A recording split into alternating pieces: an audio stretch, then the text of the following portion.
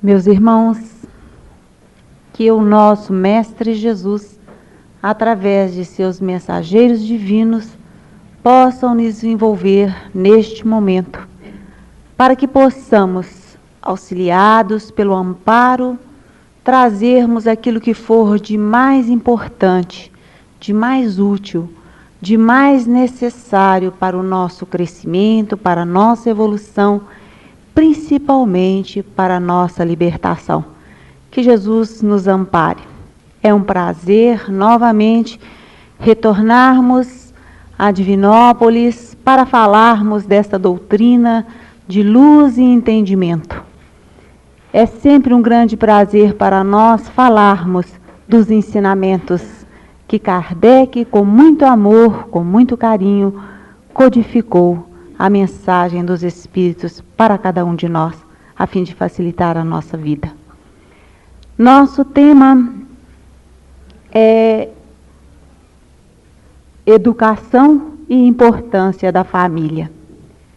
Um tema que nós diríamos de suma importância para as nossas vidas, para os momentos em que vivemos, para os instantes em que estamos passando, principalmente uma humanidade tão carente de esclarecimento, de discernimento para conduzir as vidas.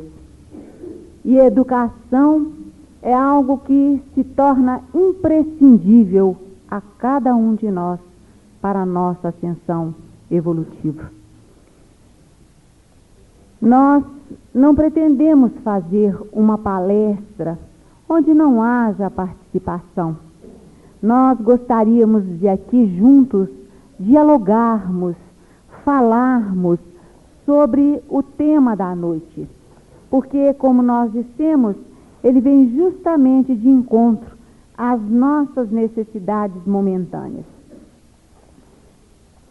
Nós vamos pedir aqui o auxílio, dos nossos companheiros, no sentido de ir cortando as fitas para nós e colando a partir dessa ordem aqui, eles estão todos numerados. Nós vamos falar, primeiro, tentar definir instrução e educação.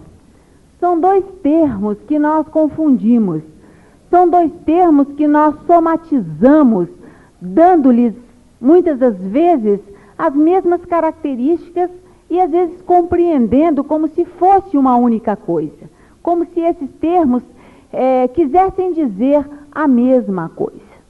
Mas, quando nós vamos pesquisar e estudar, nós vamos verificar que instruir e educar são algo assim, são coisas assim bastante distintas para cada um de nós. Então, nós vamos começar a definir o que seria instruir.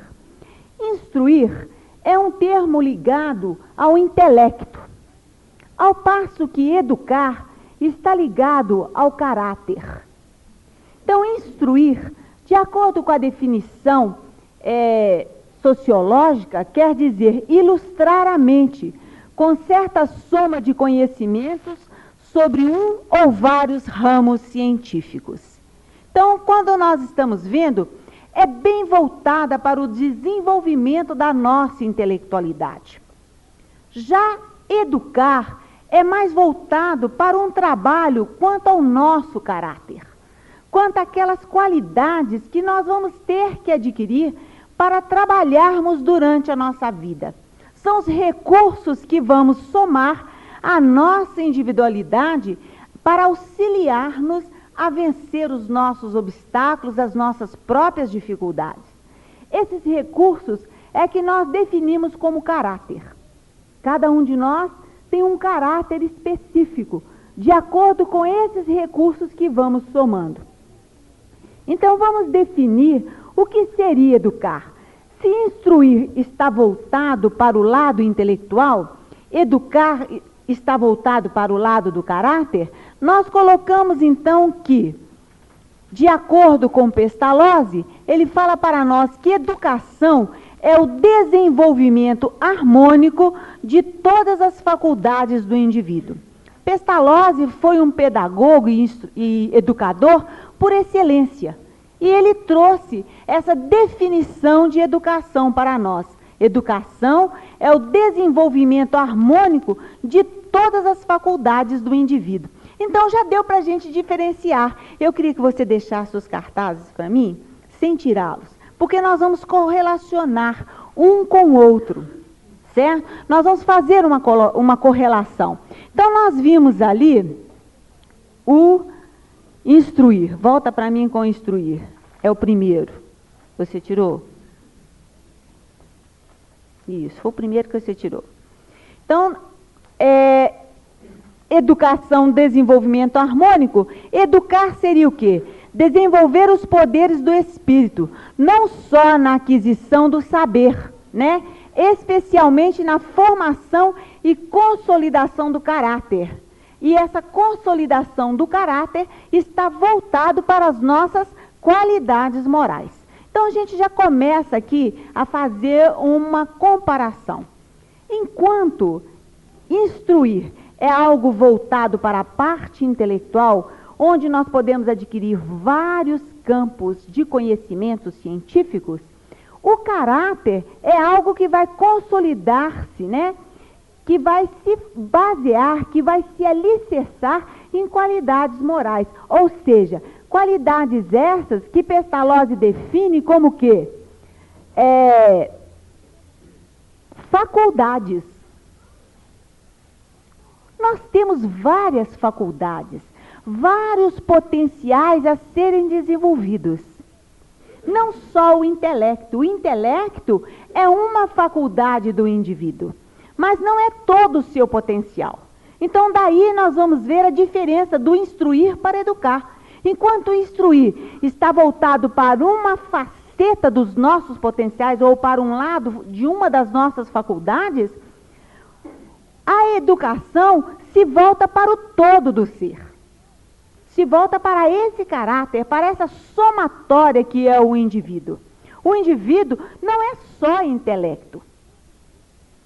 Ele é também uma ação vivenciada no dia a dia, a cada momento. Nós não só funcionamos a nível de intelecto, a nível de razão. Existe algo muito importante em cada um de nós que se chama o quê? Sentimento, né? Todos nós temos algo que se chama sentimento. A emoção é um atributo do sentimento, certo? É um dos fatores que compõem o sentimento.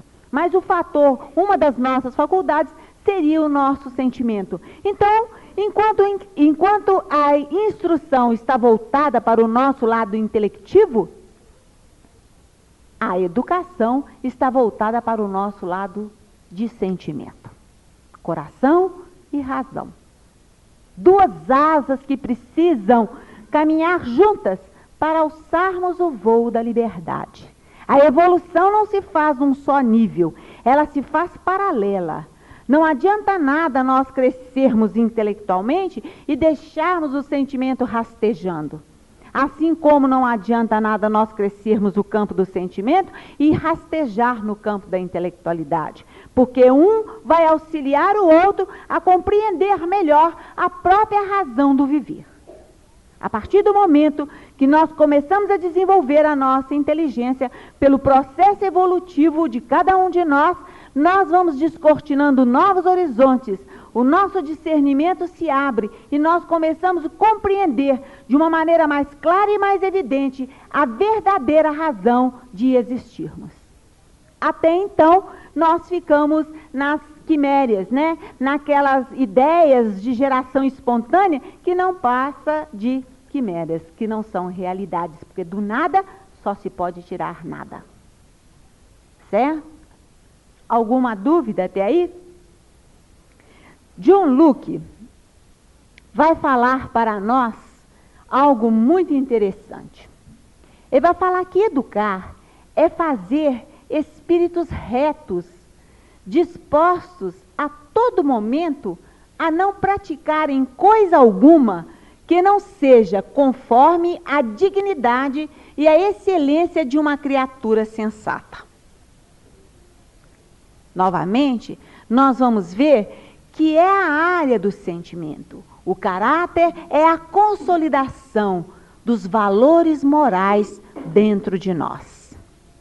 Quais seriam os valores morais? O que poderíamos classificar como valor moral? As leis que regem a nossa sociedade são valores morais? São ou não? Claro que são. Né? As leis que regem o nosso lar, as nossas condutas no lar, são voltadas para a moral? Claro que são. Então, tudo aquilo que é voltado para consolidar, para ser base de comportamento, é o nosso caráter. O nosso caráter é alicerçado em bases comportamentais, onde nós precisamos adquirir uma série de conhecimentos para trabalharmos num comportamento equilibrado e harmônico, para que não entremos em choque não somente com as leis físicas, com as leis humanas, bem como com as leis divinas, as chamadas leis morais que vamos encontrar no Livro dos Espíritos. São quantas as leis morais? São 10. Né? Nós temos 10 leis morais que Kardec coloca no fim do Livro dos Espíritos, orientando a nossa vida. Então, é essa consolidação que nós precisamos, a implantação dos comportamentos adequados para que possamos viver sem nos chocar com as leis que regem todo o universo. Tá ok?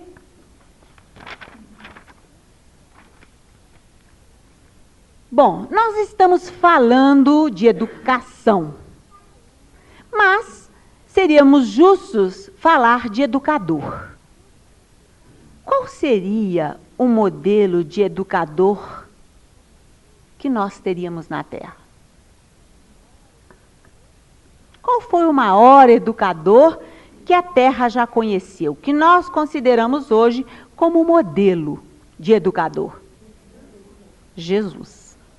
Jesus é o modelo do educador.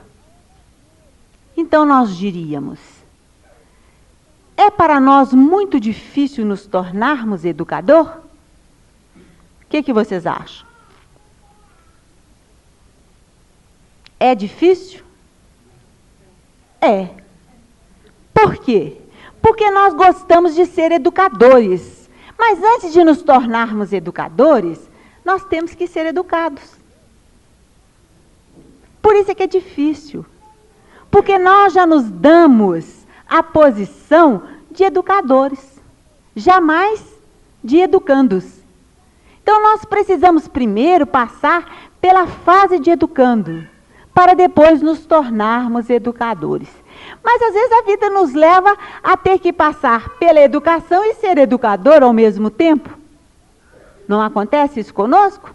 Às vezes nós estamos precisando de educação e somos concitados a educar, né? Na família, no lar, na escola, onde nós estivermos, na via pública, com os nossos comportamentos, com as nossas atitudes, no nosso trabalho. Nós estamos sempre nessa postura de educando e de educador, constantemente. Mas o importante é que nós vislumbremos que nós estamos nesses dois momentos, mas que precisamos de nos preocupar muito mais com o nos educar. Porque o educador passa a ser quase que espontâneo. Por que Jesus é o educador por excelência? É um modelo de todos nós. Simplesmente porque ele tinha um conhecimento? O que vocês acham? Hein? Porque ele vivenciava, porque ele exemplificava. Então Jesus, ele educava pela própria vivência, pela própria exemplificação no dia a dia, constante da sua vida, sem nenhum esforço. Então nós podemos trabalhar muito mais na nossa educação do que no processo de educar. Né? E nós vemos às vezes pais nos procurar aflitos, não sei o que fazer com meu filho, não consigo controlar os seus impulsos. Aí eu olho para ela e penso, será que você já consegue controlar os seus próprios impulsos? para que seu filho aprenda com você a controlar os impulsos? Então é algo que nós precisamos parar e avaliar. Tudo o que queremos passar, nós temos que primeiro aprender. Ninguém dá aquilo que não possui. Ninguém ensina aquilo que não sabe. Então, as normas para nos tornarmos educadores é primeiro começarmos a nos educar. E Jesus, ele tem uma técnica, né? Uma técnica que nós poderíamos colocar a mais eficiente, né? O que Jesus faz? Ele não vem trazer normas e ditar normas para nós. Ele vem justamente fazer o quê? Despertar. Despertar em nós esses potenciais, essas faculdades que nós possuímos. Ele não vem ditar normas para nós, né? Ele vem despertar em nós essa necessidade de crescer, porque ele vem e coloca para nós: vós sois deuses. Ele não está falando, ó, vocês poderão ser deuses, não. Ele está nos acordando, balançando a nossa estrutura e falando: vós sois deuses. O que eu faço, vós podereis fazer e muito mais. Então ele não fala que nós poderemos ser deuses e um dia chegar a fazer o que ele faz. Ele vem e fala que nós somos deuses e que esses potenciais estão dentro de nós, esperando o momento para eclodir, esperando o momento em que nós possamos dar essa oportunidade a nós mesmos. Então ele desperta em nós, né? Desperta em nós usando técnicas. Fazendo o quê? Nós analisarmos, porque quando Jesus fala assim, vós sois deuses, a gente tem que parar para analisar. Mas como que o mestre pode chegar e falar que nós somos deuses? Aí a gente vai analisar a palavra do Cristo, vai avaliar, né? Procurar entender, analisando profundamente.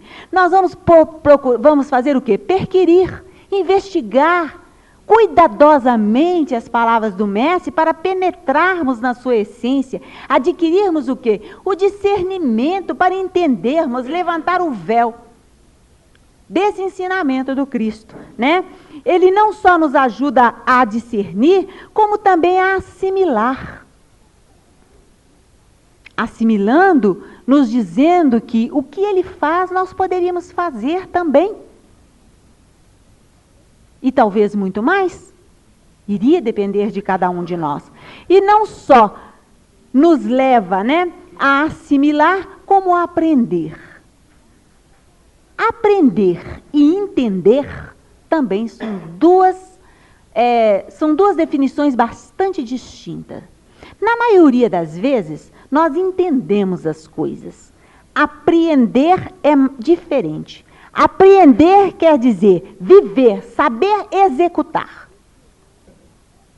E entender é nós compreendermos, às vezes, o mecanismo.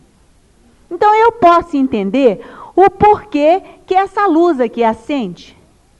Mas aprender a ponto de poder trazer essa luz até aqui é uma diferença muito grande. Então, nós podemos entender as coisas, mas aprender é fruto de trabalho. É fruto de exercício, de vivência. Nós não conseguimos aprender sem vivenciar, sem trabalhar em cima daquilo, sem tentar executar. Porque ninguém é médico simplesmente porque passou por uma faculdade. Se assim o fosse, não teria, após o recebimento do canudo, não sei quantos anos de residência, acho que é 1 ou 2 anos. A pessoa tem que passar pela residência para depois ser chamado de médico. Por quê? Ele tem um conhecimento intelectivo. Por enquanto, ele entendeu a medicina. Aprender a medicina, ele vai passar a partir do momento que ele começar a executar a profissão. Passar a viver a profissão. Então, nós precisamos de aprender. E Jesus nos concita isso. Né? Através do quê? O que ele deixou para nós? Que legado ele deixou para nós? O Evangelho. Nós temos o Evangelho. que nos faz refletir, nos faz analisar, nos faz perquirir, né? Porque nós começamos a investigar mais profundamente as palavras do Cristo, conseguimos discernir a nossa razão de ser, de viver, começamos a assimilar esse conhecimento, ou seja, entender esse conhecimento, e de repente começamos a aprender, vivenciar. Começamos a vivenciar, às vezes, na casa espírita. A partir do momento que eu consigo sair e fazer uma campanha do quilo. A partir do momento que eu consigo ir fazer uma visita num hospital a pessoas que eu nem tenho vínculo, que eu nem conheço, e lá distribuir afeto e carinho. Eu estou aprendendo o Evangelho do Cristo, saindo da assimilação para a vivência, para o aprender. Então nós precisamos partir para isso. E é isso que Jesus nos convida. E Ele faz isso com excelência. Porque Jesus nos disse que Ele não veio para os sãos, mas sim para os doentes. Quando Jesus está no meio lá das prostitutas, Ele é altamente criticado. Mas Ele sabia que teria que vivenciar isto para que nós compreendêssemos a nossa função na terra. Para que nós entendêssemos que nós temos que viver ao lado daqueles que necessitam. Porque é ali que está o nosso mérito. É ali que vamos demonstrar o nosso valor, a nossa capacidade.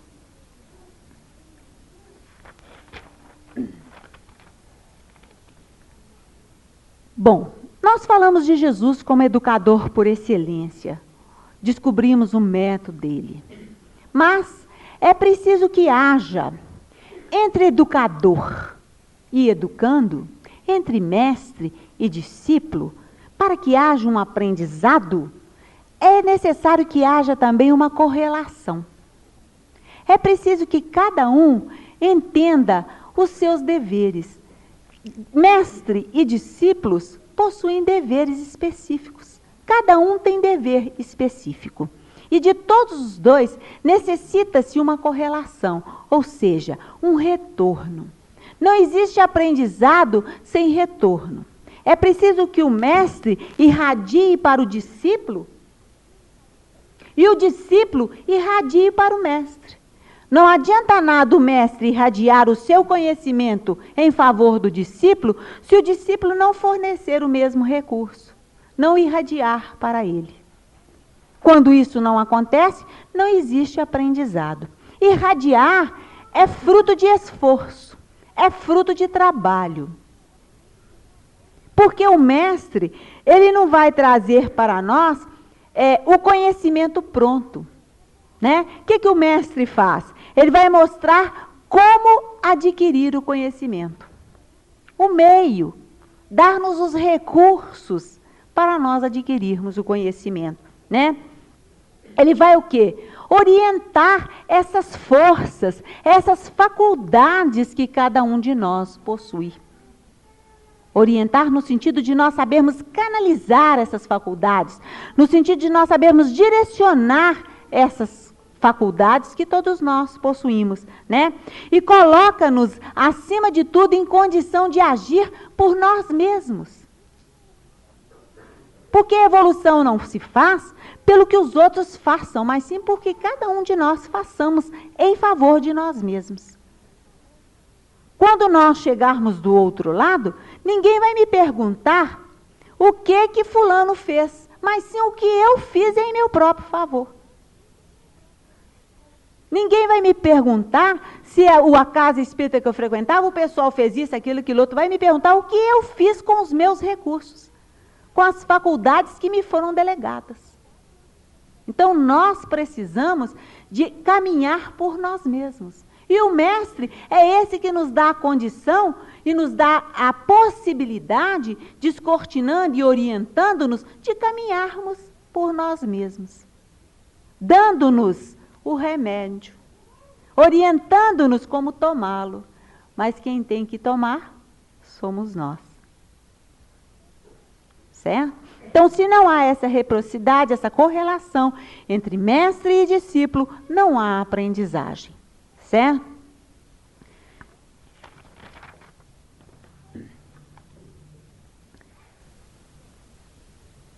Bom, Essa aprendizagem demanda tanto esforço que Paulo, coloca para nós o seguinte: que infeliz homem que sou! Aquilo que não quero, faço. Aquilo que quero, isso não faço. Para ver o trabalho, o esforço que demanda a educação. Porque muitas das vezes nós estamos lutando para agir, para pensar, para caminhar de uma forma e de repente somos arrastados a outras direções.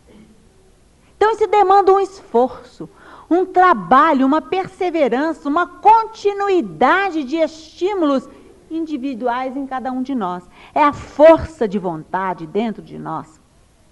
É essa mola impulsionadora de cada um de nós para a nossa evolução, que se chama força de vontade, que se chama perseverança. É o gatilho da arma da vida, que impulsiona o projétil das nossas ações. É essa força de vontade que nós precisamos ter dentro de nós. Descortinar dentro de nós essa força de vontade, alicerçá-la em cima de uma fé, não uma fé cega, mas uma fé baseada na razão, na lógica, avaliando os ensinamentos do mestre, porque a doutrina espírita não aceita a fé cega, ela combate a fé cega. Ela concita-nos à razão, a avaliarmos o conhecimento. Tudo aquilo que aqui eu estou falando é algo que está na doutrina, não estou falando nada de novo. Não estou trazendo nada de novo. Está tudo dentro da doutrina. Está tudo dentro da codificação de Kardec. Nós estamos apenas relembrando os seus ensinamentos. Estamos apenas trazendo como que uma reciclagem desses ensinamentos. Então nós não estamos falando nada de novo. Então, essa razão que todos nós possuímos é que vai nos levar a buscar cada vez ampliar o nosso conhecimento. Hoje nós estamos tendo um conhecimento aqui bastante pequeno, limitado à minha capacidade. Mas somado a esse pequeno conhecimento, ao discernimento de cada um de vocês, à razão de cada um de vocês, podemos dizer que ele tenderá a crescer a cada momento e a cada instante. A cada dia que nós buscarmos novos conhecimentos, não só através da intelectualização, mas também da vivência, nós estamos crescendo esse mesmo conhecimento. E isso é que é importante dentro da doutrina espírita. Essa busca constante do conhecimento alicerçado na razão. Não é chegar lá na casa de vocês e começar a pregar ou a executar, porque a Fátima falou aqui na quarta-feira do dia 22 de agosto, não. A Fátima falou, disse que está na doutrina, está lá no Livro dos Espíritos, está lá no Consolador de Emmanuel. Eu vou lá procurar. Vou ler para vocês aqui, do livro O Mestre na Educação, de Pedro de Camargo, seu Dom Vinícius, nas páginas 20, 21 e 22, quando ele vai falar para nós o seguinte: em matéria educacional, são desastrosos os efeitos da concentração unilateral de esforços, visando determinada cultura em detrimento e com menoscabo das demais.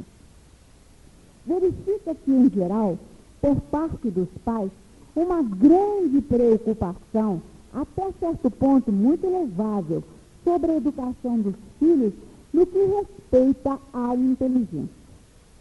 Querem vê-los sobraçando um pergaminho, aureolados por um título que os habilite ao exercício de uma profissão distinta, a qual não só lhes assegure a independência econômica, o que importa, sem dúvida, em justa aspiração, mas que proporcione, sobretudo, riqueza, fama e glória. O futuro da prole é visto deste prisma utilitário e vaidoso que encerra, segundo semelhante critério, o alfa e o ômega da vida. Há, evidentemente, uma ilusão nessa maneira de ver e proceder. Somos nós, os pais, vítimas do egoísmo. Este pecado original com que todos nós temos e do qual dificilmente nos vamos desvencilhando. Orgulhamo-nos com o diploma empunhado pelos herdeiros do nosso nome. Queremos vê-los alvos de aplausos e louvores, seja embora na órbita de um intelectualismo vazio e estéril. A nossa vaidade sente-se lisonjeada com isso, dando-nos a falsa impressão de havermos cumprido perfeitamente o nosso dever com relação àqueles que a providência divina nos confiou para que os orientássemos na sua caminhada pela estrada da vida. Não cogitamos senão perfunctoriamente daquilo que concerne às qualidades morais, à formação e consolidação do caráter, à direção em suma que levará nossos filhos a criarem personalidade própria. Não curamos de fazê-los homens de bem, independentes e honestos, com aquele mesmo interesse e afã que empregamos na ilustração do seu intelecto. Preocupamos-nos muito mais com o cérebro do que com o coração. Fazemos tudo para enriquecê-los da sabedoria livresca, deixando-os às vezes pobres de sentimentos. Isso não quer dizer, apressamo-nos em declarar, que nós, os pais, menosprezemos a virtude, deixando de reconhecer o valor da educação moral. Absolutamente não. O que se dá é que geralmente se imagina que o ser bom, justo e verdadeiro, o ser probo, sincero e amorável, não requer aprendizagem. Supomos que tudo isso seja coisa tão natural e comezinha que não constitui matéria de ensino. Imagina-se que essa parte da educação, incontestavelmente a mais excelente, há de efetuar-se por si mesma, a revelia de cuidados, dispensando o aparelhamento requerido para outras modalidades de educação. Tal o grande erro generalizado que é preciso corrigir. A ideia de geração espontânea é quimérica, do nada não se tira nada. Tudo que germina, germina de uma semente. Tudo que evolve, evolve de um germe ou embrião. Não podemos esperar que aflorem na alma da mocidade qualidades nobres e elevadas, sem que previamente tenhamos feito ali a sua sementeira. Honestidade, espírito de justiça, noção do dever, são como as artes e até mesmo os místeres mais simples, virtudes que se adquirem, tal como é adquirido o saber, neste ou naquele ramo das especulações científicas. Tudo depende de estudo, experiência, tirocínio. As ciências requerem aprendizado. Com essa colocação do nosso companheiro Pedro de Camargo, nós chegamos aqui a fazer uma pequena análise, onde ele vai o quê? Mostrar que muitas das vezes nós, pais, ainda voltados para o egoísmo das nossas satisfações imediatistas, nos preocupamos intensamente em desenvolver as capacidades intelectivas dos nossos filhos. Isso não quer dizer que não seja nobre, é nobre, porque acabamos de dizer no início que não se cresce nem se evolui de um lado só do vértice. É preciso que subamos a pirâmide dos dois lados dos vértices, tanto na parte do intelecto quanto da moral. Mas é que muitas das vezes nós achamos ou delegamos a moral a alguma coisa natural, que não exigisse de nós menor trabalho, nenhuma atenção, que fosse alguma coisa que se desse espontaneamente, como a geração espontânea. Mas ele diz o quê? Que é imprescindível, dentro dos corações jovens, plantarmos, fazermos a sementeira, para que amanhã essa sementeira possa florescer e no futuro dar bons frutos. Assim como a ciência exige uma educação, também a consolidação do caráter, através da implantação da moralidade, exige uma educação, um aprendizado, necessitando talvez dos mesmos recursos ou de recursos muito mais aprimorados para que essa educação se efetive. No entanto, nós delegamos a ela sempre o lugar de segundo plano. Nos preocupamos com os recursos intelectivos, com os recursos materiais, com a comida, com o vestuário, com o melhor colégio, com o carro do ano, com as melhores condições de vida física. mas nos esquecemos que o tempo que nós temos na Terra é muito pequeno e que esses recursos hoje nos dados, amanhã poderão não estar mais nas nossas posses, poderão nos ser tirados. E os patrimônios realmente que nos pertencem, que ninguém poderá nos tirar, nós delegamos ao segundo plano e deixamos ao acaso, e deixamos para a geração espontânea, para que ocorra espontaneamente. Como disse o nosso companheiro, a semente, o germe, evolve de alguma coisa, evolve do embrião, aquilo que surge, sempre vai surgir de alguma coisa. Do nada não se pode tirar coisa alguma. Então nós precisamos partir para essa educação com os nossos filhos. Nos preocuparmos com o seu intelecto é algo importantíssimo para cada um de nós. Precisamos ajudar os nossos filhos a ampliar o raciocínio, até para entender as leis divinas. O desenvolvimento intelectual é que vai nos fazer assimilar com maior facilidade essas leis divinas, essas leis morais que irão consolidar o nosso caráter. Mas não podemos nos esquecer que essas leis morais também exigirão um trabalho, uma educação. Alguma pergunta? Está todo mundo silencioso ou está todo mundo entendendo tudo ou não entendendo nada? Né? Pode falar.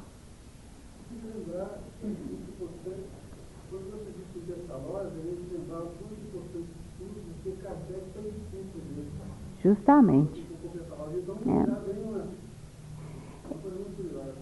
Isso. A codificação espírita é o exemplo eficaz da pedagogia, né? Ela é feita em doses homeopáticas. Um conhecimento dado em doses homeopáticas, lentamente, pergunta por pergunta, né? Nos mínimos detalhes, bem detalhadinho, com vocabulário bastante simples, para que nós possamos assimilar esse conhecimento. É o exemplo da pedagogia perfeita, né? E eficaz. Bom, nós falamos, né, que a alma jovem necessita de uma sementeira. Nós falamos, o nosso companheiro Pedro Camargo falou, que essa alma jovem necessita de uma sementeira. Bom, baseado, né, nessa necessidade de fazer essa sementeira, nós perguntaríamos, qual seria o período mais adequado a efetivarmos essa sementeira no ser reencarnado no plano terrestre? Nossa companheira colocou aqui para nós que seria a infância. Alguém discorda dela?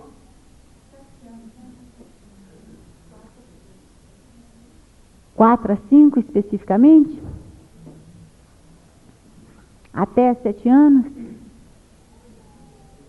Eu acho que a vida inteira começa no embrião. Nossa irmã diz que começa a vida inteira no embrião, né? Emmanuel tem uma colocação muito interessante para nós. Ele fala o seguinte, que a criança é a argila, necessitando de mãos hábeis para ser moldada. O que é argila? É um barro mole, não é isso? Que nós fazemos dela aquilo que queremos. Não é assim? Depois que ela esquenta, que ela perde aquele resfriamento, ela endurece. E aí não tem mais jeito, né? Ela volta ao início, a ser barro, simplesmente. Então, a fase infantil, a fase que nós chamamos de primeira etapa da vida, né? Infância, é o período mais propício. Não quer dizer que a educação não se faça por toda a vida, mas é a infância que é a fase mais propícia, é essa argila moldável, né? Necessitando de mãos hábeis para ser moldada, para ser trabalhada, né? Essa habilidade que não é só o conhecimento, a intelectualidade, mas também o sentimento. Nós não conseguimos trabalhar essa argila apenas com a razão. Só vamos conseguir moldá-la realmente quando utilizamos intelecto e sentimento, razão e coração. Certo? Conhecimento e amor juntos, fazendo uma somatória. Então, é nessa fase que a criança vai ser essa argila. Por que nós falamos? A nossa irmã começou a delinear ali para nós, dizendo que até 7 anos. Nos esclarecem os espíritos que a encarnação, né, essa tomada, esse retorno ao corpo físico, o espírito realmente só assume aos 7 anos. Ou seja, se desliga completamente do plano espiritual para vivenciar única e exclusivamente o plano físico, entre aspas, né, gente? Porque o sono é o prelúdio da morte de todos os dias. Nós ensaiamos a morte todos os dias, retornamos ao plano espiritual todos os dias pelo processo do sono. Mas a criança, mesmo em estado de vigília, até os 7 anos, ela vive nos 2 planos, tanto espiritual quanto material. Ela descortina os 2 planos com muita nitidez. Então a gente às vezes vê as crianças conversando sozinha, como se existisse um grupamento de pessoas do lado dela. Ela descreve paisagens, ela descreve uma série de situações que nós não podemos ver, mas que aquilo para ela é real. E é real realmente. Porque ela descortina os 2 planos, tanto o físico quanto o espiritual. Então, nessa fase, antes do espírito impregnar a sua matéria, né, em que ele está ainda pairando nesses 2 planos, as suas tendências se afloram com muita suavidade e podem ser modificadas. É a personalidade necessitando de ser moldada, é o caráter, né? Então, muitas vezes as pessoas olham um defeito de uma criança e falam assim, que criança de personalidade. Personalidade de uma forma negativa, que muita gente acha que é valoroso. Criança teimosa, poxa, mas esse menino tem uma personalidade forte. Forte no negativo. Necessitando de ser burilada. A personalidade do indivíduo é algo a ser modificado. Muitas pessoas acham que a pessoa de personalidade é aquela que não muda. A personalidade é para ser mudada a cada dia com o conhecimento, a cada dia com o aprendizado, desde que seja para o lado positivo. E nós não podemos dizer, eu sou assim mesmo, fulano é assim mesmo. Ninguém é assim mesmo, não. Nós somos assim mesmo porque nós queremos ser assim mesmo, ou porque alguém está permitindo que sejamos assim mesmo. Né? É o pai que acha muito bonitinho a criança falar nome feio, deixa coitadinho, quando ele crescer ele esquece nada. Aquilo vai fazer parte do caráter, da sua personalidade. Então nós temos que começar a trabalhar a criança. Precisamos estar atentos quanto à educação, às informações que nós estamos dando a essa criança, que tipo de informações nós estamos passando para ela. E os pais têm um papel fundamental diante da criança, né? Eles têm um papel de quê? De espelho. Pai e mãe diante dos filhos representam o espelho, onde eles começam a consolidar o seu caráter e a sua personalidade. É o espelho da sua própria vivência. Então, quando nós muitas das vezes vemos as crianças agindo de determinadas formas, mais ou menos nós podemos dizer que fulano tem mais ou menos a característica dos pais. E a gente normalmente fala, né, principalmente quando é positivo, poxa, fulano é o espelho do pai. Realmente, é o contrário, né? O pai é que é o espelho do fulano, mas nós achamos que é o contrário. Os filhos espelham, vão buscar essa projeção nos pais, essa cópia nos pais. Então nós precisamos de estar atento com o nosso comportamento, com as nossas informações, para fornecer aos nossos filhos aquilo que eles necessitam. Mas não é só até 7 anos. Até 7 anos é a sementeira. Nós estamos plantando tudo que é positivo. Temos que colocar lá todo o patrimônio. Jogar todas as sementes da moral elevada. Agora, temos que jogar a sementeira e deixar o terreno à solta? Isso, né? Vão surgir as ervas daninhas. A terra pode ser árida ou não? Ou você acha que todo o coração, toda a terra é boa para a sementeira? Tem terra que é boa. Você chega, joga a semente cresce, floresce e dá frutos, não é assim? Mas tem terra que você joga a semente, se você não for lá, capinar, jogar água, adubar, né? Pôr um esterquinho daqui e dali, chegar mais terrinha no pé, não tem jeito. Morre aquela semente, não é assim? Assim também são os nossos filhos. A terra do coração dos nossos filhos, esse sentimento, quando é boa, ótimo, dá-nos menos trabalho, mas quase sempre não é boa. Porque na terra não tem grandes espíritos, né? Nós somos todos bastante endividados.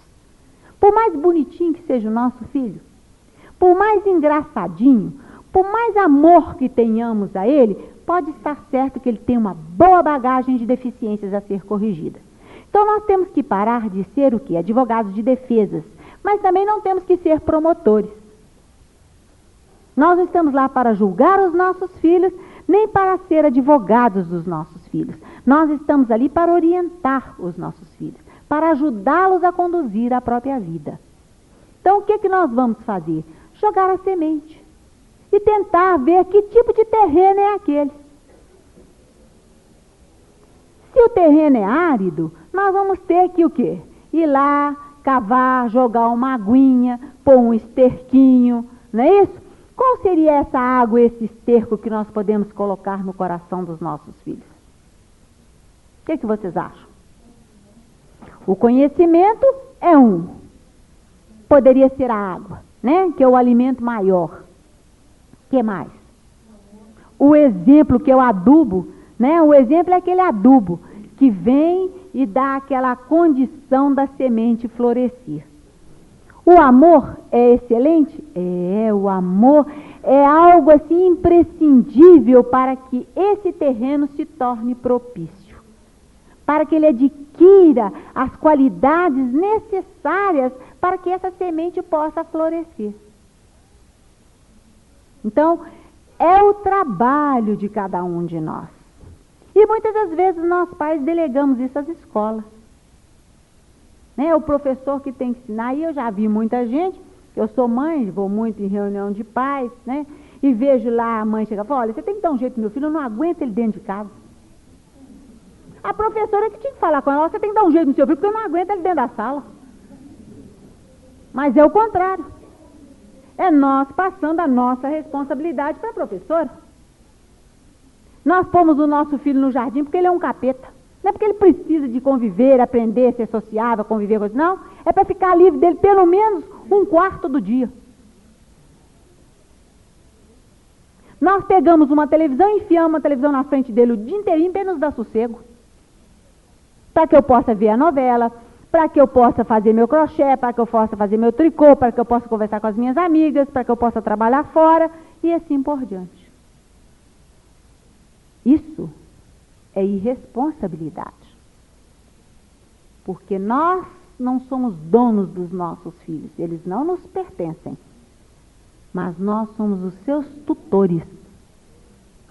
O Senhor nos concedeu a tutela dos seus filhos para que nós os orientássemos. E isso será cobrado de cada um de nós. Agora, se nós estamos ali trabalhando, naquele terreno, adubando, jogando a água, tirando as ervas daninhas, né, que vão surgir. Quais são as ervas daninhas? São as experiências do passado, né, que vão querer surgir junto com a semente boa, vão querer aflorar, que nós precisamos arrancar rapidamente, não podemos deixar crescer, porque se criar a raiz, só com enxada. Enxada é a dor, é o sofrimento. Então nós temos que arrancar antes que ela adquira a raiz profunda. Então nós vamos ter que fazer esse trabalho constante. Então eu acho muito interessante uma mãe chegar perto de mim e falar assim, olha, eu deixei esse menino de lado, cansei. Mãe e pai não podem cansar, não. Cansou de quê? Cansar de educar? Nós estamos aqui para isso. Se fosse assim, nós estávamos perdidos. Deus já tinha nos deixado. Estávamos perdidos. Mais cansado do que ele está conosco, não tem. Então nós temos que basear no Cristo, no nosso Pai Celestial, que não se cansa jamais conosco. Então nós precisamos de estar sempre atentos. Mãe e pai não cansa com o filho. Ah, vou largar esse menino de lá. Largar de nada, coisíssima nenhuma. Agora que eu vou ficar no pé dele. Agora que ele vai me ter colado nele. Não como obsessor encarnado. Né? Que como Jesus disse, o mestre não é aquele que caminha pelo filho. O pai não é o que caminha pelo filho, mas é aquele que orienta a sua caminhada. Aquele que ajuda ele a descobrir o melhor caminho. Dando a ele o que é liberdade. Porque crescer é aprender, é adquirir liberdade para agir por nós mesmos. Então não adianta os pais querer fazer a cabeça dos filhos para que eles caminhem como eles.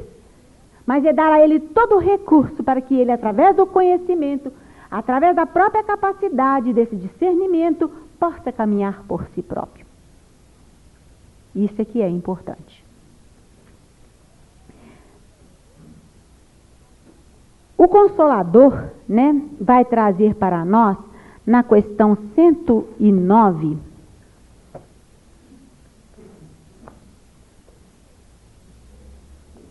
a seguinte colocação, a respeito desse período, né?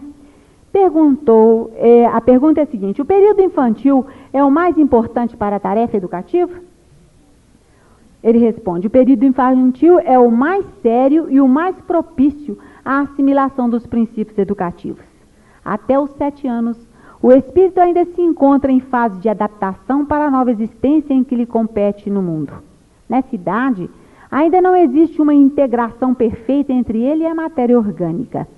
Suas recordações do plano espiritual são, por isso, mais vivas, tornando-se mais suscetível de renovar o caráter e estabelecer novo caminho na consolidação dos princípios de responsabilidade, se encontrar nos pais legítimos representantes do colégio familiar.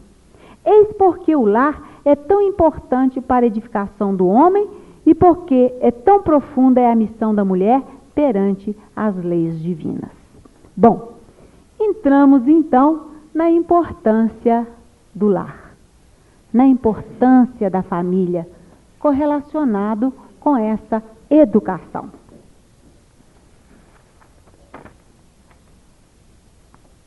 Coloca para mim. Isso, não. Isso aí já falei. Eu falo rápido, depois eu perco. É 1. Esse aí. Na questão 108 do Consolador, né? Eles perguntaram: onde a base mais elevada para os métodos da educação? Então ele vai responder: as noções religiosas, com a exemplificação dos mais altos deveres da vida, constituem a base de toda educação no sagrado instituto da família. Então ele coloca a educação baseada e alicerçada nos conceitos religiosos, juntamente com a exemplificação. Não adianta nós conceituarmos condutas e não vivenciarmos. É a mesma coisa que a gente falar para o filho, com um cigarro na mão, e falar assim: você não fuma não, que esse cigarro dá câncer. Aí ele vai falar: dá câncer? Então por que você está fumando? Ah, mas você não fuma não, porque você se compromete com a vida espiritual, você vai se tornar escravo. Mas por que você está fumando? Ah, mas eu não consigo. Aí daí. Então nem você tem certeza disso. Como é que você quer me dar aquilo, passar para mim aquilo que nem você mesmo acredita? É o filho que o pai fala assim: você não mente, se você mentir eu te castigo. Toca o telefone. É uma pessoa que nós não queremos atender. Então o filho: papai, é fulano. Fala que eu não estou. Amanhã o filho chega perto do pai, o pai pergunta: onde você esteve? Estava lá no centro, papai, fazendo as atividades de fraternidade, fazendo campanha do que não estava nada, ele estava na droga. E o pai, quando descobre: como que ele teve coragem de mentir para mim? Poxa, eu exemplifiquei. Ele tem todo o reforço na minha própria conduta. Então nós temos que estar muito atentos, porque de repente nós estamos agindo tão quanto piores do que eles. Igual ou pior do que os nossos filhos. Então nós temos que ficar atentos quanto à nossa atitude e à nossa conduta. Então é isso que eu disse para vocês no início.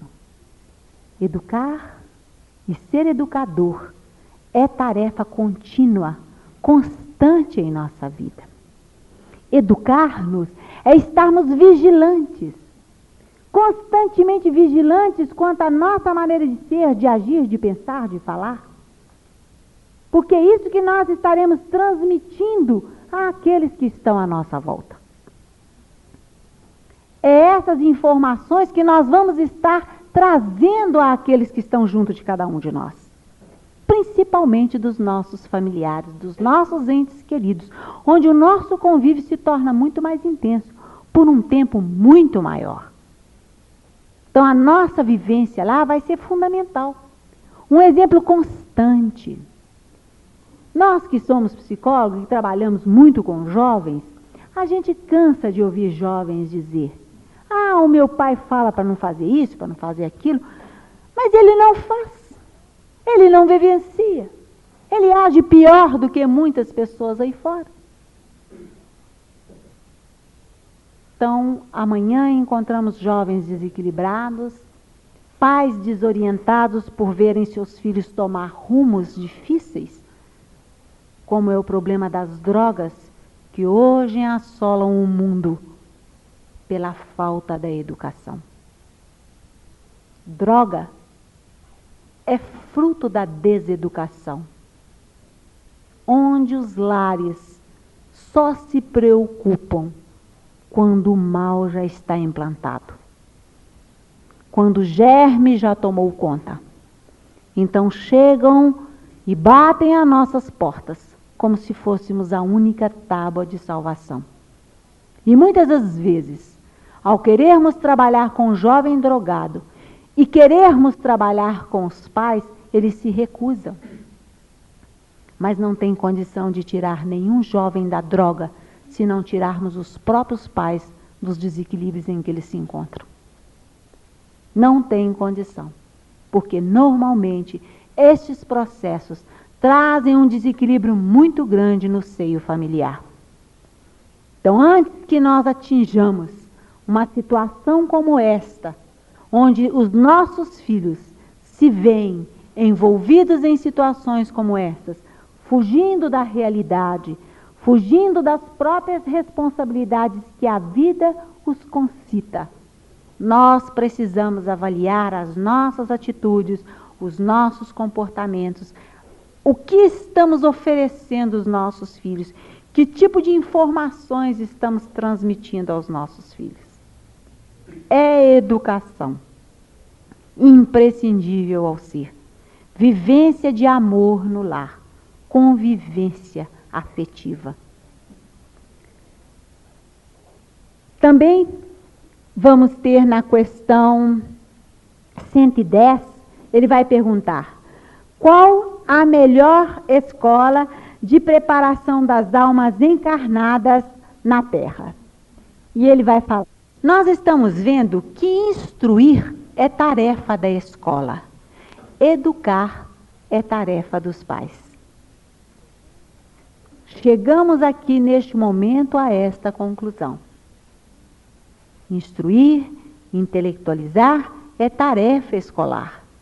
Educar, consolidar o caráter do ser é tarefa da família, do lar. É algo que nós, como pais, teremos que realizar.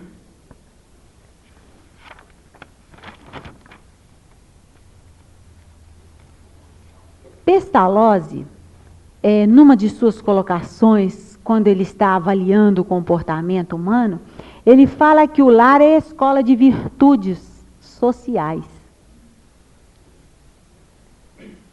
Ou seja, é o trabalho no comportamento do indivíduo que o lar vai realizar. Socialmente, nós precisamos desse trabalho. Porque o que nós vemos muitas das vezes é comportamentos adversos.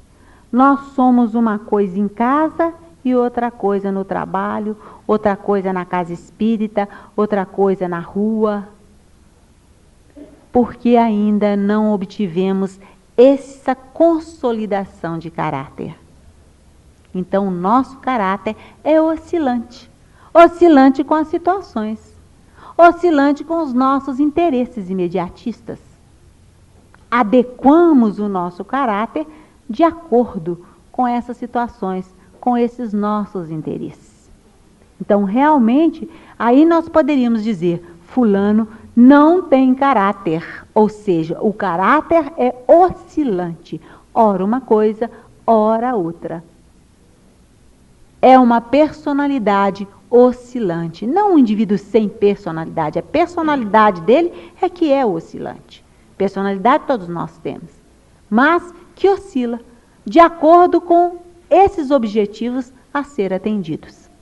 Mas nós, conhecedores do Evangelho, defensores da moral cristã, não podemos ter esta personalidade oscilante nem esse caráter oscilante. Porque bem é bem, estejamos onde estivermos. Verdade é verdade, onde estivermos. Estejamos aqui, lá fora, na nossa casa, no nosso trabalho, verdade é verdade. O bem é bem e o mal é mal, onde nós estivermos. Ah, porque existe mal em eu embebedar-me numa festinha? Claro que existe mal. O mal não está em embebedar em casa, o mal está em embebedar-se. Seja em casa, na rua, onde quer que nós estivermos, ele é mau. É aquela situação nossa, né, que nós hoje em dia vivemos. A desonestidade está implantada no ser, nas mínimas coisas. Sou desonesta no meu trabalho. Por quê? Porque eu ganho pouco, não faço nada. Estou roubando, sou desonesta. Não justifica eu não fazer nada porque ganho pouco. Ah, o dono da quitanda. Quem vende para ele rouba no peso, ele rouba do consumidor. Existe um mais desonesto do que o outro? Não. Tudo é desonestidade. Então nós misturamos as coisas e passamos até a ter atitudes negativas como positivas e até justificamos.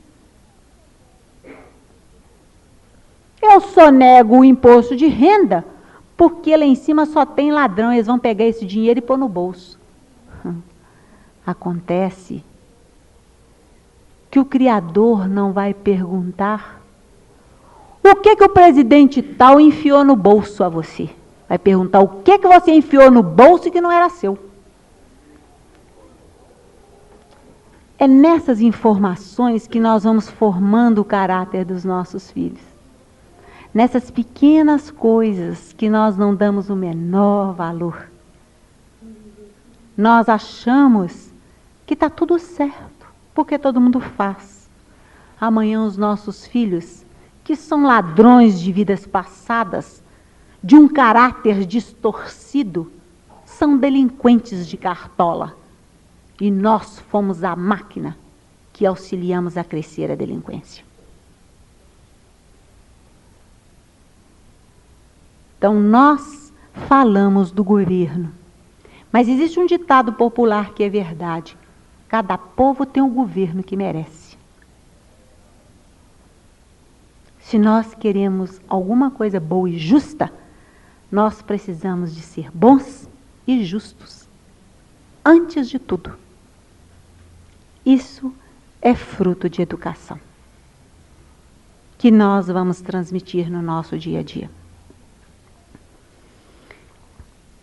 Se essa família, essa célula, é esse local mais adequado para consolidar o sentimento e o caráter, nós precisamos que essa família tenha bases bases sólidas, bem edificadas, para que esse caráter, essa consolidação também seja forte.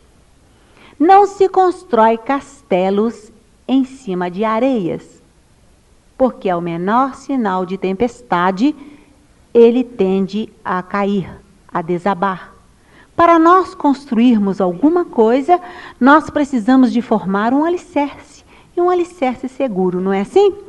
Quanto mais duradouro nós queremos que a nossa casa seja, mais nós nos preocupamos com o alicerce, não é assim mesmo? Ou não?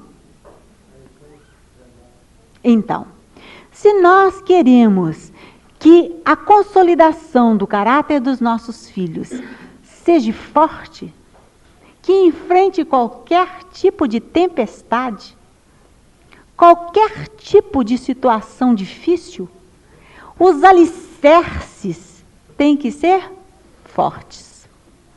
Quais são os elementos que irão formar essa base que se chama lar? Essa agência educadora? Porque o lar é a agência educadora, é a célula da sociedade, é a primeira escola do espírito. Então, qual seria, essa base? Primeiro, nós colocaríamos o amor, porque o amor é como sal, tempera tudo. Não tem jeito de ficar sem o sal, não é isso? Não é o sal que dá aquele toque final? E o amor é esse toque indispensável em qualquer coisa na nossa vida. O segundo é a autenticidade, O que seria a autenticidade? É cada um dos membros da família, pai, mãe, irmãos, filhos, saberem o papel que tem que desincumbir. Cada um tem que saber o papel a ser executado. E começa pelos pais. Cada um agindo dentro daquilo que tem que agir, sem um passar por cima do outro, no respeito, nessa autenticidade. Assistência. Quando fala assistência, nós às vezes nos preocupamos só com assistência, presença, corpo. É aquela situação que eu acabei de colocar aqui para vocês. É a mãe que está dentro de casa, mas que ao mesmo tempo não está. Ela está ali de corpo, não de alma, não de espírito. Então a presença que nós falamos é a presença da alma, Através do carinho, através da orientação, através, acima de tudo, da cobertura moral. Não que tenhamos que ser perfeitos. E na minha casa, nós sempre colocamos assim para os nossos filhos, porque educar, gente, é algo muito difícil. Por quê? Porque nós também estamos sendo educados constantemente. Então, eu sempre tento trabalhar com os meus filhos, e eu acho que isso é uma deficiência que a gente às vezes vive e transmite para os filhos, é falar alto. Eu tenho um timbre de voz altíssimo e falo muito alto. Então, eu corrijo as minhas filhas. Minha filha, não fale alto. Mas você fala alto, mamãe. Eu quero que você me corrija. Todas as vezes que eu falar alto, eu quero que você me peça para falar mais baixo, porque assim serei eu te educando e você me educando. Formamos uma equipe de educação. Então, no lar, a autoridade não está na imposição, mas está na comunicação, na informação, no diálogo, na conversa clara, expressiva e esclarecedora. Então, é um outro item, que nós precisamos estar. Essa assistência moral constante aos nossos filhos, sem querermos ser perfeitos, porque não somos perfeitos. Mas é não omitirmos porque estamos errados. E nem nos colocarmos como perfeitos diante deles, porque aí nós não teremos condições de educá-lo. Mas é nos mostrarmos necessitados de educação e auxiliando-os a educar-se também. Outro item seria a estabilidade. Não é a estabilidade quanto à escassez ou abundância, quanto à possibilidade de dinheiro ou de outras coisas ou de outras formas, Mas é a estabilidade que está voltada para a definição clara dos objetivos da família. Todos nós temos objetivos a atingir. Temos que trazer essas metas, essas diretrizes, esses objetivos bem claros para os nossos filhos. Nós já achamos que estabilidade é justamente a questão financeira. É a questão do dinheiro, é a escassez ou a abundância. Nós damos, mas não é. Vemos muitos lares com escassez, com falta de dinheiro e estáveis, porque os seus objetivos são bem delimitados nos valores morais, na busca do crescimento moral. Dentro disso, não tem nada para abalar, né? O outro seria a harmonia, né? Que é a correlação dos diversos valores a serem cultivados, como, por exemplo, autoridade correlacionado com bom entendimento. É aquilo que eu disse. Autoridade não é imposição, mas é bom entendimento. É se fazer entender, é se fazer compreender. Confiança baseado na sinceridade. Nós não podemos gerar confiança nos nossos filhos se não temos a sinceridade para com eles. Escondemos, omitimos, deixamos de clarear a sua mente, que busca a cada minuto, a cada instante, novos horizontes, descortinam novos interesses. Então nós precisamos dessa sinceridade para fornecer-lhes a confiança. Solidariedade na capacidade de perdoar. Não existe solidariedade sem perdão. E às vezes a gente vê pais, né, que deixam de conversar com os seus filhos, como castigo. Poxa, solidariedade é perdão. É mostrar-lhe o erro e ajudá-lo a sair daquela situação. Então nós precisamos do perdão para vivenciarmos a solidariedade. Calor humano, né, que é o forte espírito da família. É o calor humano, é esse envolvimento, é esse abraço constante que devemos dar aos nossos filhos pela essa fortaleza que vamos empreender, né? No Consolador, na pergunta 67, ele fala o seguinte para nós: o homem e a mulher no instituto conjugal são como o cérebro e o coração do organismo doméstico. Olha que coisa bonita. Cérebro e coração. Nenhum nem outro vivem. Não podem viver sozinhos. Então, ambos têm responsabilidades idênticas. Não é o pai que tem que ter mais responsabilidade. Não é a mãe que tem que ter mais responsabilidade. Ambos têm responsabilidades na educação dos seus filhos. Porque a gente vê muitas vezes os pais falar: educar é com a minha mulher. É como se educar fosse uma tarefa exclusiva de um. E ele está educando, só dele falar assim, ele já está educando o filho. De uma forma negativa, tirando dele uma responsabilidade diante da sociedade. Descomprometendo-o perante a educação. Então nós temos que estar bastante vigilantes, como homens e como mulheres, no lar, sendo cérebro e coração. Porque dizem que o homem é a razão e a mulher é o sentimento. Um não pode caminhar sem o outro. Só razão nos leva ao despotismo. Só sentimento nos leva à irracionalidade. Então nós precisamos dos dois, na dosagem certa, para que possamos elevar-nos, para que possamos crescer e nos libertarmos. Bom,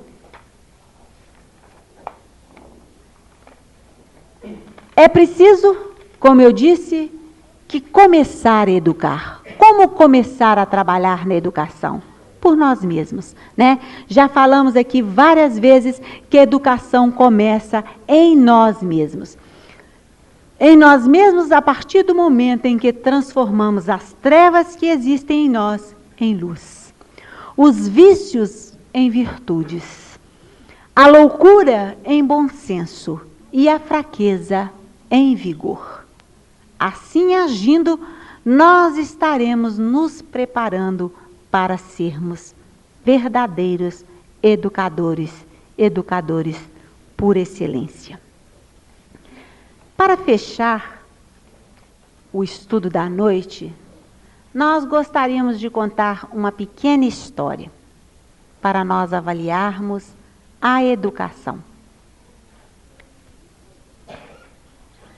Licurgo, tribuno famoso, orador ateniense de grande reputação, um dia foi convidado a falar sobre educação. Para aceitar este feito, Licurgo pediu prazo de 3 meses. Após 3 meses, Licurgo se apresentou diante de enorme assembleia de pessoas de portes e de grande sabedoria. E, ao apresentar-se a essa assembleia, Licurgo trouxe junto com ele 2 cães e 2 lebres. E a sua primeira manifestação diante do público foi colocar o primeiro cão com a primeira lebre. E tal não foi o assombro da plateia e o horror da plateia ao ver o cão destraçalhar aquela lebre, despedaçá-la diante do olhar horrorizado daquela enorme assembleia. Terminado aquela primeira parte, Licurgo solta o segundo cão e a segunda lebre. E os 2 brincaram, passearam de um lado para o outro, trocando carícias e se manifestando de forma afetiva. Ao terminar essa exposição, Licurgo levantou e disse: isto aí é educação. Os 2 cães foram criados juntos com a mesma alimentação dentro do mesmo ambiente. Os 2 cães são da mesma raça e nasceram ao mesmo tempo e de uma mesma mãe. Só que o segundo foi educado. Que a paz do nosso Mestre Jesus nos envolva e nos fortaleça para o exercício dos seus ensinamentos. Que assim seja. Nós vamos agradecer a presença carinhosa, a presença carinhosa, a presença carinhosa, a presença carinhosa, a presença carinhosa, a presença carinhosa.